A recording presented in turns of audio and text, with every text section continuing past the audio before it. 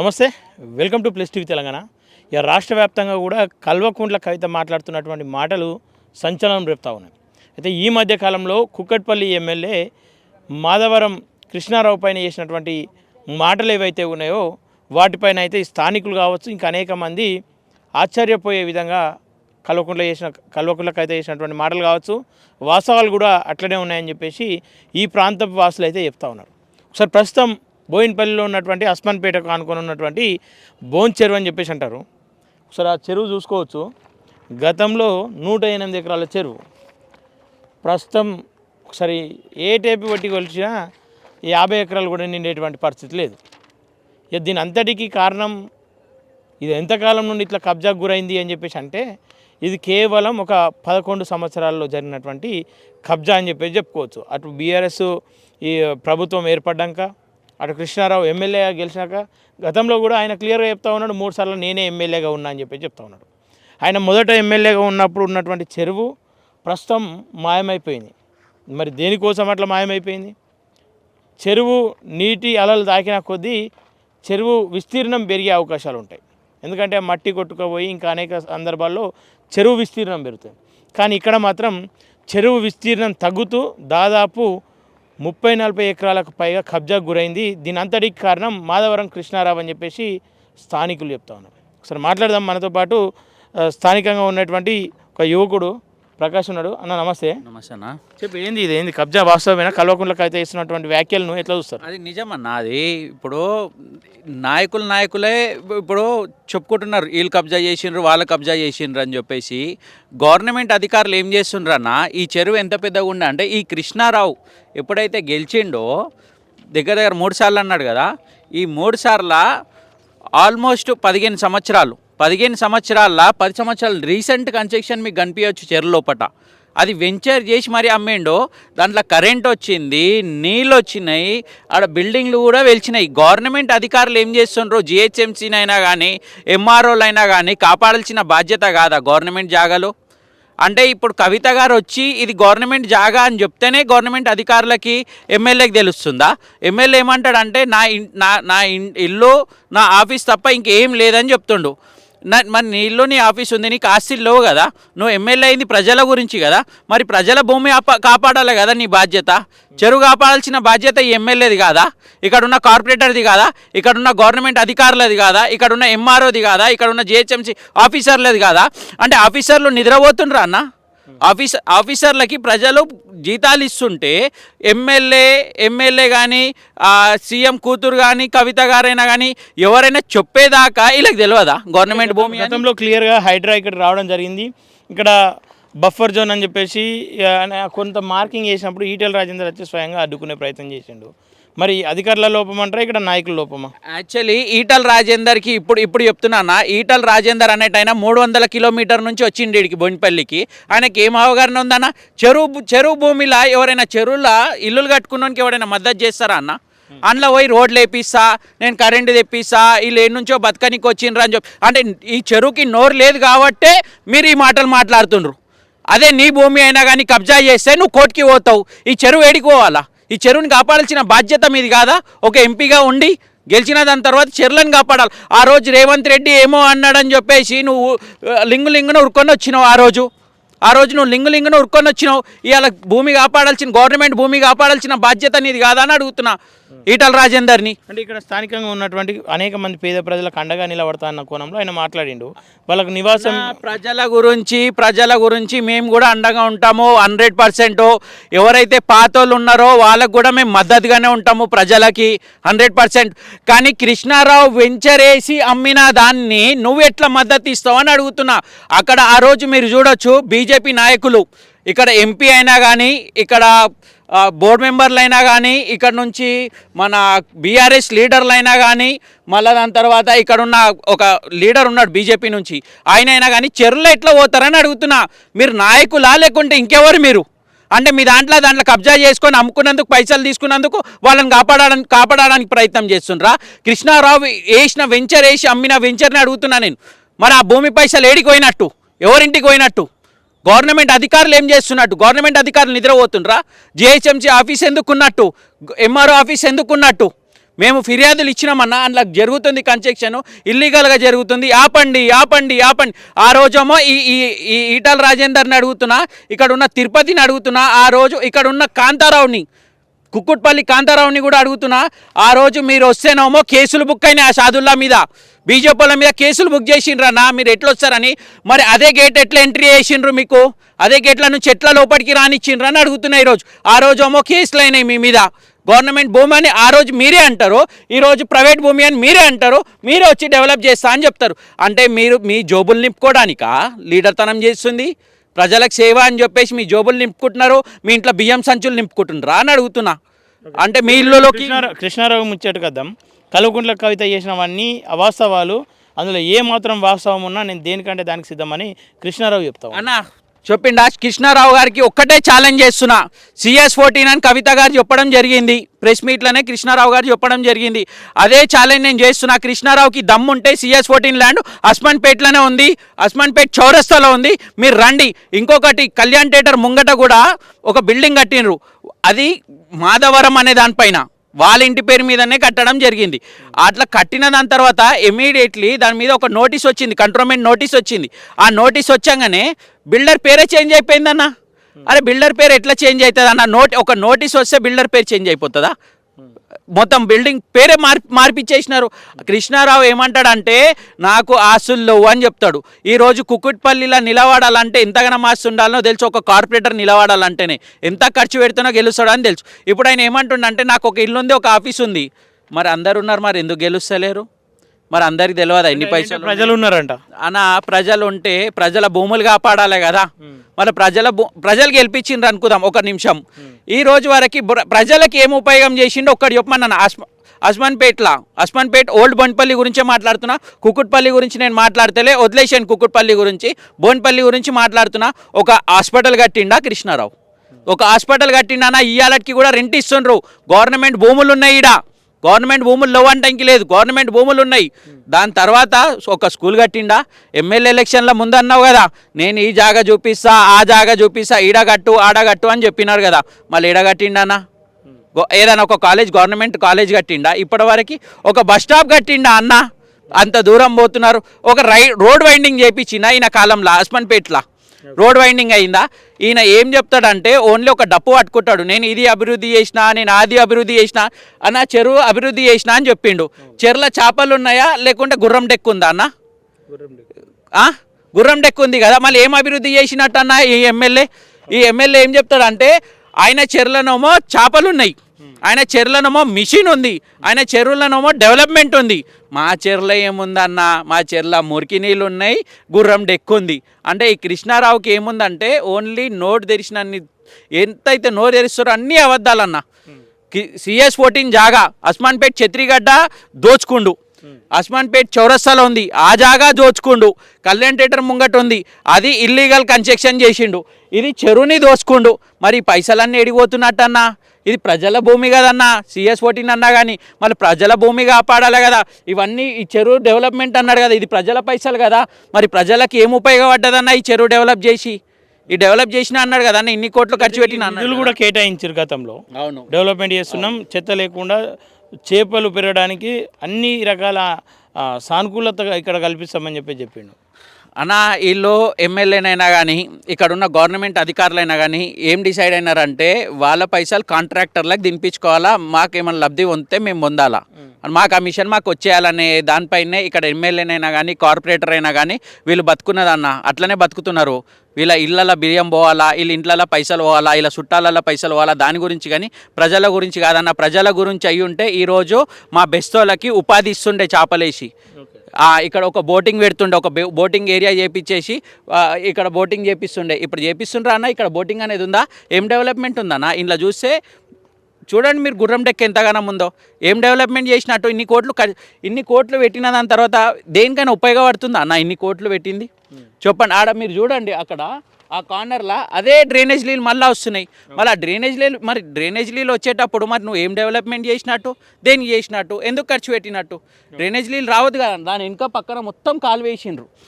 ఆ కాలువల నుంచి నీళ్ళు పోవాలా, కానీ చెర్ల నుంచి నీళ్ళు పోతున్నాయి. చెర్ల నుంచి పోవాలా, కాలువ ఎందుకు వేసినట్టు అన్న మళ్ళా? ఇక్కడికి స్వయంగా హైడ్రా అధికారులు అందరూ కూడా ఇక్కడికి పెద్ద ఎత్తున వచ్చారు.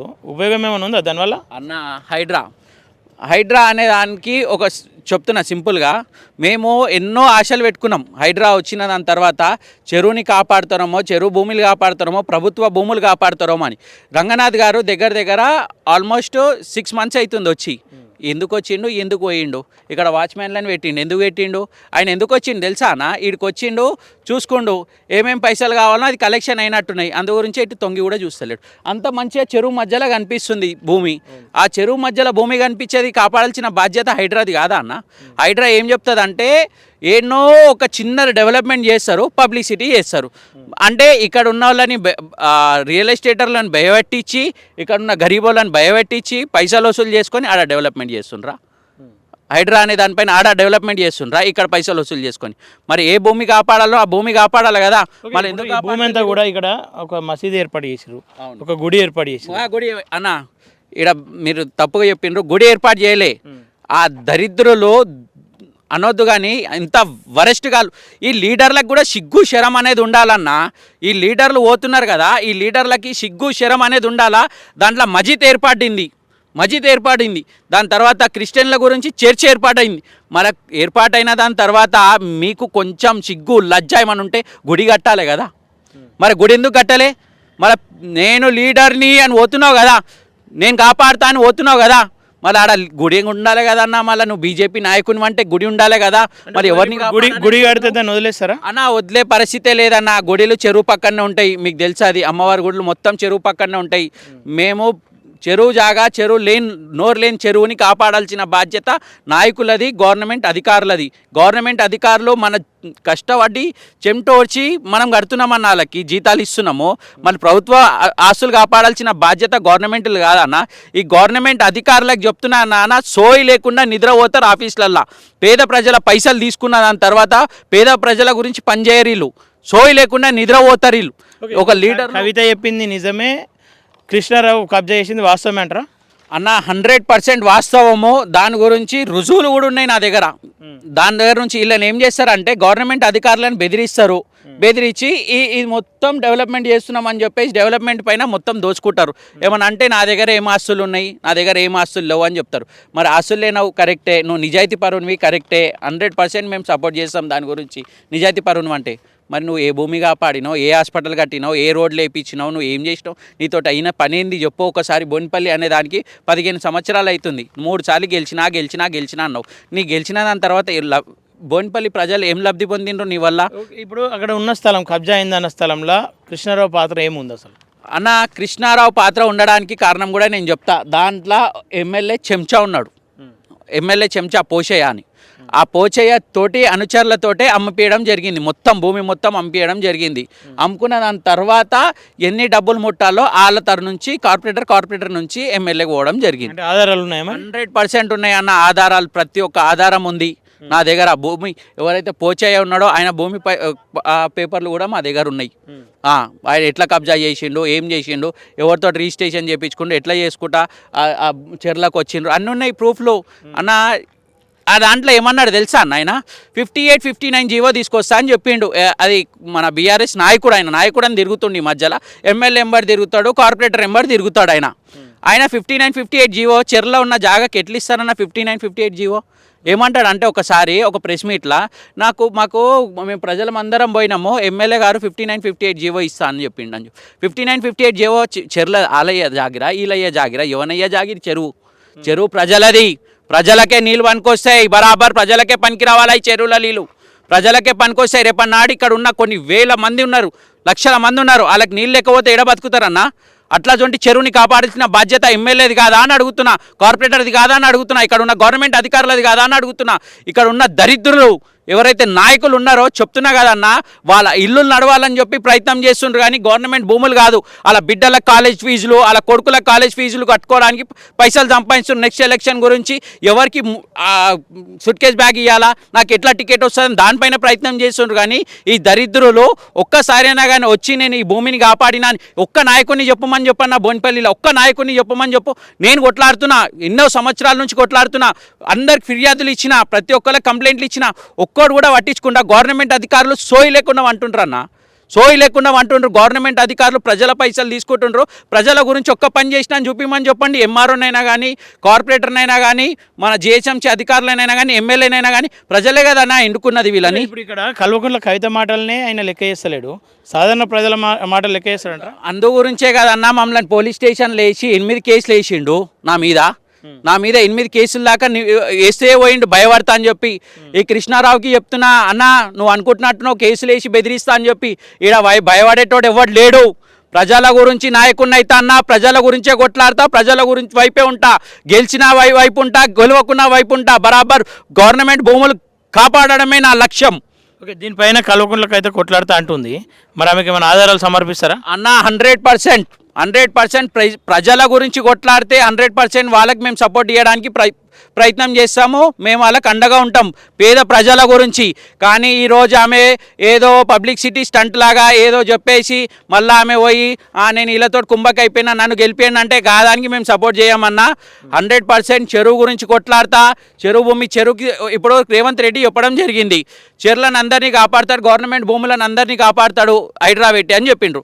మేము నమ్మినాం. వాస్తవానికి హైడ్రాకు కూడా సపోర్ట్ చేయడం. ఇప్పుడు కూడా చెప్తున్నా కదన్నా, రేవంత్ రెడ్డి ఆలోచించనా చాలా మంచిది.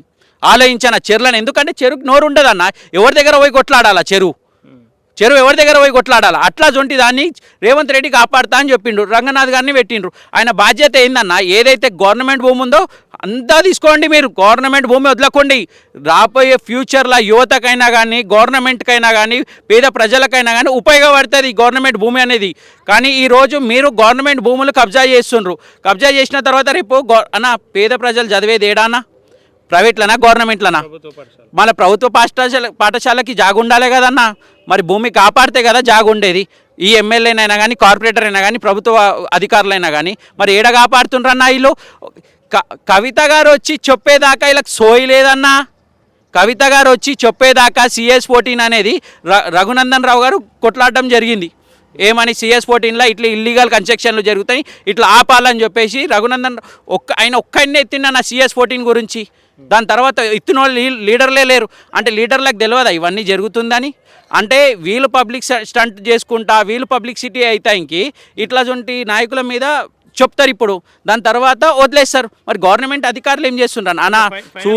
కొట్లాట కొనసాగిస్తావా అన్న? 100% నేను ప్రభుత్వ భూముల గురించే కొట్లాడతా. ప్రభుత్వ భూములు ఖచ్చితంగా రాబోయే రోజుల్లో కూడా ప్రజలకే పనికొస్తుంది కాబట్టి 100% నేను కొట్లాడుతానా. ఇంకొకటి అన్న, వాస్తవం చెప్తున్నాను, మనమందరం ఏకమై, పబ్లిక్ అందరం ఏకమై ఖచ్చితంగా గవర్నమెంట్ మీదనే వ్యతిరేకం.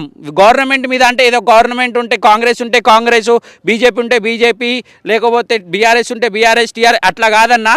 గవర్నమెంట్ అధికారులకి హెచ్చరియాల్సిన బాధ్యత ఏంటంటే మనది. ఖచ్చితంగా భయపట్టియాల్సిన బాధ్యత ఏంటంటే గవర్నమెంట్ భూములు సిరిఫ్ కాపాడాల్సిన బాధ్యత గవర్నమెంట్ అధికారులది, జిహెచ్ఎంసీ అధికారులది, ఎంఆర్ఓలది, ఆర్డీఓలది, కలెక్టర్ది. వీళ్ళు సోయి లేకుండా అంటున్నారు కాబట్టి ఈ నాయకులు వచ్చి, నాయకులు అనేటోళ్ళు, ఎమ్మెల్యేలు అనేటోళ్ళు, కార్పొరేటర్ అనేటోళ్ళు దరిద్రులు వచ్చి కబ్జా చేయడం జరుగుతుంది. వాళ్ళకి కొంచెమైనా ఇంకిత జ్ఞానం ఉంటే, గవర్నమెంట్ ఆఫీసర్లకి ఇంతనైనా కామన్ సెన్స్ ఉంటే, నేను ప్రజల పైసలు తీసుకుంటున్నా, ప్రజల నుంచి మేము ఎన్నుకోబడినాము, గవర్నమెంట్ మాకు ప్రజలు పైసలు ఇస్తుండ్రు అని తెలుసుంటే మీకు ఖచ్చితంగా గవర్నమెంట్ భూములు అన్నీ కాపాడతారు. దాంట్లో పార్కులు వేస్తారు, గ్రౌండ్ వేస్తారు, పేద ప్రజలకి ఆడుకోవడానికి ఒక స్థలం అనేది ఏర్పాటు చేసి, ఇంకా ఏదైతే 90, 80 అట్లా ఉన్న వాళ్ళకి వాకింగ్ ట్రాక్ చేయించి అట్లా వాకింగ్ చేసుకో అని చెప్పేసి ఒక జిమ్ ఏర్పాటు చేస్తారు యువతకైనా కానీ. అవునా కాదన్నా? ఈ గవర్నమెంట్ అధికారులు చెప్తున్నా కదన్నా, వీళ్ళకి ఎమ్మెల్యేలు, ఎంపీలు, కార్పొరేటర్లు ఇస్తున్నట్టున్నారు, ఫీలింగ్ అయిపోతున్నారు వాళ్ళు. ఎవరిదో ఎల్లి గాంధీ మళ్ళీ గాంధీ ఫోన్ వస్తే వీళ్ళు ఎందుకు కాంప్రమైజ్ కావాలన్నా అది చూపిస్తున్నా కదా చెరులో ఉన్న జాగాని అట్లా కన్స్ట్రక్షన్ ఎట్లా జరుగుతా జేహెచ్ఎంసీ వాళ్ళ కళ్ళు కనిపించాయా CS14లో జాగాలు గవర్నమెంట్ జాగాలు మరి కళ్ళు కనిపించాయా దాంట్లో కన్స్ట్రక్షన్ జరుగుతుంటే ఆపాల్సిన బాధ్యత ఎవరు? ఇప్పుడు నేను సామాన్య ప్రజల్ని ఇప్పుడు నేను ఎట్లా ఆపగలుగుతానా? నేను పోవడం కరెక్టా? అది ఆడికి పోయే రైట్స్ ఎవరికి ఇచ్చిండ్రు? మీకు జీతం ఇస్తుండ్రు కాబట్టి మీకు పోయే రైట్ ఉంది. మీరు ఎందుకు పోతలేరు ఆడికి? అదే అన్న వాళ్ళకి ఈ ఎంపీలు ఎమ్మెల్యేలు కార్పొరేటర్లు వీళ్ళు వాళ్ళకి ఎంతో అంత ముఠ చెప్తే వాళ్ళు సైలెంట్ అవుతారు. ప్రజల గురించి పనిచేస్తలే ఈ గవర్నమెంట్ అధికారులకే చెప్తున్నాను, ఈవెన్ కలెక్టర్కి చెప్తున్నా.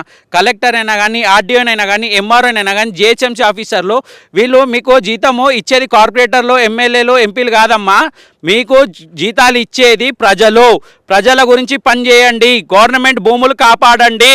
ఓకేనా, థ్యాంక్ యూ అన్న. ఓకే, చూసారు కదా కల్వకుంట్ల కవిత ఏదైతే ఆరోపణలు చేసిందో అవి వాస్తవాలే అంటూ ఒక్కొక్కరుగా అటు సున్నపు చెరువు కావచ్చు ఇంకా అనేక ప్రాంతాల నుండి ఒక్కొక్కరుగా బయటకు రావడం జరుగుతుంది. ఈ ప్రాంత ప్రజలు కూడా ఒక్కొక్కరు బయటకు వచ్చి కృష్ణారావు కబ్జాల పైన ఖచ్చితంగా ఇప్పుడైనా ప్రభుత్వం చర్యలు తీసుకోవాలి. గతంలో హైడ్రా పేరిట ఇక్కడికి అధికారులు రావడం జరిగింది, దానిపైన ఎట్లాంటి స్పందన లేదు. ప్రస్తుతం కల్వకుంట్ల కవిత మాటల తర్వాత అయినా ఇంకా అందరూ బయటకు వచ్చి ఖచ్చితంగా దీనిపైన పెద్ద ఎత్తున స్పందించాలి, అలాగే అధికారులు కూడా దీనిపైన చర్యలు తీసుకోవాలని చెప్పేసి ప్రతి ఒక్కరు కోరుకుంటా ఉన్నారు. చూద్దాం మరి ఎట్లాంటి పరిస్థితులు ఉండబోతా ఉన్నాయి. ఇక్కడ నిజంగానే వాస్తవమా, కబ్జా చేసింది వాస్తవం అయితే ఎట్లాంటి చర్యలు తీసుకుంటుంది ప్రభుత్వం అని చెప్పేసి చూడాల్సిన అవసరం ఎంతైనా ఉంది. చూస్తున్నాను ప్రెస్ టీవీ. Thank you.